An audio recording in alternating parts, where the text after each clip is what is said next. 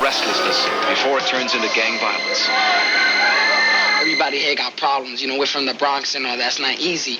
We've all been in trouble before. We've all been handcuffed.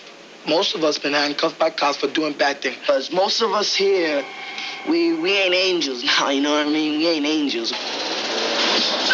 In the brownstone jungles where they live, there's only one thing that's as inevitable as street gangs, and that's music. A few groups, like the FLOORMASTERS, have discovered that when you put the music and the street gangs together, something very different happens. The biggest difference is that with this revolution, nobody goes to jail. In the 1970s, in the South Bronx, instead of fighting, dudes used to break against each other. And it's a combination of martial arts, ballet, and, and Acrobatics. Yeah, that's true. Let's say one person will start with you, and he'll say, you want to fight. You'll say, no, I don't want to fight. Let's break for it.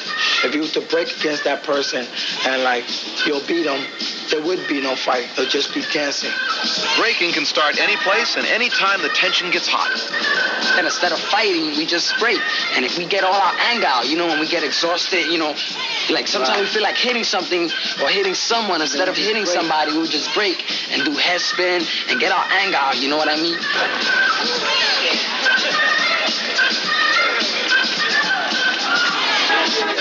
Now that we break, we're not into trouble. We do it because it's better than fighting. Who is number one? Dynamic! Now let's go off for this. Victor Alicia Jr. is head of another group, the Dynamic Rockers. Groups like the FLOORMASTERS and Rockers are strictly territorial, and when it's time for a challenge, they arrange to meet on neutral ground. Tonight, it's a club called the United States of America. The sole arbiters of who's won will be the spectators. Dynamic Rockers are going first with the incomparable Mr. Glide. The rule of challenge is that each group must outdo the other's last routine.